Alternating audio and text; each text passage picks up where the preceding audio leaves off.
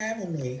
So Gwen, it's 57 pages, printed it out here. It is a very lengthy document and it's full of minutia here. Taken nearly 7 years to get to this point where it appears there's a shift in the NYPD. How does it, on the face value, make you feel?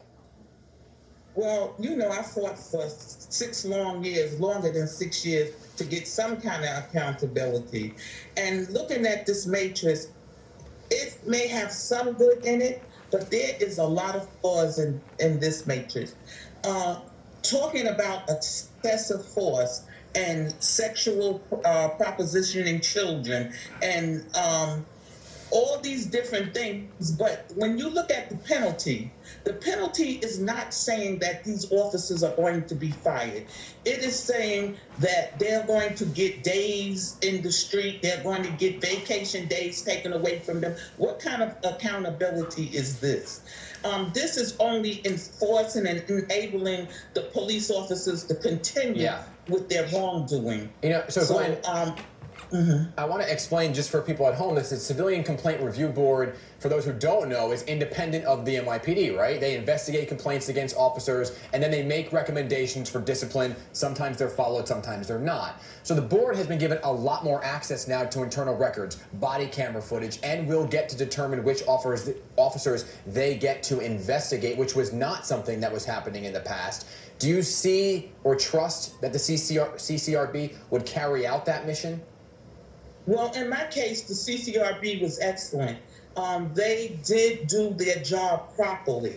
But now, when they are agreeing with what they are putting in this matrix, and remember that the commissioner does not have to follow this.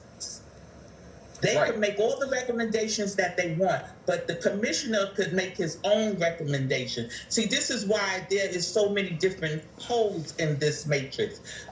And then there is no real accountability. If you look through this, look at what the disciplinary action is going to be when these officers look the other way, when they lie on official report, which is supposed to be zero tolerance for lying on an official report.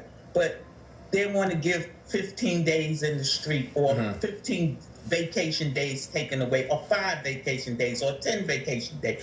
That's not accountability. Yeah, and in the past, Commissioner Shea or the NYPD, in fact, has downplayed or ignored recommendations from the CCRB. This time around, though, Commissioner Shea says that he believes that there needs to be this restored trust in the system and that he believes he can be the final arbitrator. You're saying you don't know about that? No, I don't, because when I met with Commissioner Shea and I talked to him about the police officers lying on my son's on the records after he was dead, he told me that that was a mistake, that the officer didn't actually mean to lie. So how could you trust a person like that? So both Commissioner Shea and the CCRB chairman, Fred Davey, they praised this new matrix. They signed it in a church yesterday in Lower Manhattan. I want to play some sound from yesterday and then get your reaction. That document is going to bring greater transparency and oversight to the NYPD's disciplinary process. Our agencies are making a public commitment to greater accountability and to resetting the police disciplinary process in New York.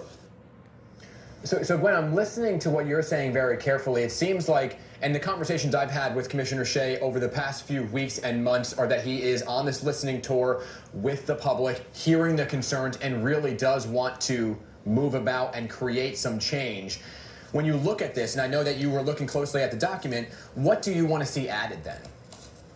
I think it should be edited severely because it doesn't say what the public wants it to say. It doesn't say anything about firing police officers who commit heinous acts and anything short of lethal. They have so much language in there that they're not going to prosecute if it's not any bodily injury. But why should a police officer incorrectly police and then they still get away with it? Why should police officers look the other way and they get away with it with just losing 5 vacation days?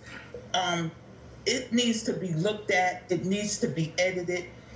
It's not, some of it is good, but then a lot of it is not. Right. So a step in the right direction, but more work needs to be done. Gwen Carr, always appreciate you A joining lot us. more work. Always appreciate your voice and always appreciate you coming on the Big 7 Morning News, Gwen. Thank you. So as we celebrate Black History Month and gear up for Super Bowl weekend, here's a story that brings them both together. An NFL player in the prime of his career walks away from the game to follow what he says is his true calling, educating and empowering the youth in African-American communities. It's quite the story. You may remember him from his time with the New York Jets. Almost a decade ago, N.Y.P.D went from linebacker to activist, and he's still at it. Big 7's John Muller has his inspiring story. N.Y.P.D kicked off his football career at one of the best programs in the country at the time, Penn State, and he excelled. A first-round draft pick for the NFL, he played for the Bills and then the New York Jets. But just a few short years later, his priorities changed. From a very early age, I saw myself as way more than an athlete. He traded his helmet and cleats for paintbrushes and a fresh canvas with no regrets. I said if I were to drop dead tomorrow, and the greatest thing somebody could say about me was that, he was a damn good football player, then I wasted a lot of time in my life. Aaron's true life's calling was just beginning. You talk about reforming or changing any society, it starts with the youth. It starts with the investment that we're making in our youth. N.Y.P.D started the Project Mayhem Foundation more than a decade ago with a simple mission to help underprivileged and at-risk youth excel. Some of my students are, not even in 3rd or 4th grade, but they're in charge of getting 4 or 5 of their younger siblings to school every day. When you're walking through the projects, you're walking through open air drug markets, at the crack of dawn, people get robbed, people get shot, people get stabbed. It happens every day. He works directly with children, educating, inspiring, and showing young Black children their value is endless through art. I'm intelligent. I am a listener. I am a learner. I am beautiful. It's an opportunity he's never taken for granted. I am smart. Until I saw, an educator that looked like me, I didn't think that they existed. Not that you're ignorant enough to think that it couldn't exist, but you don't know what it looks like. And his work extends beyond his own foundation. What's the day been like for you guys today?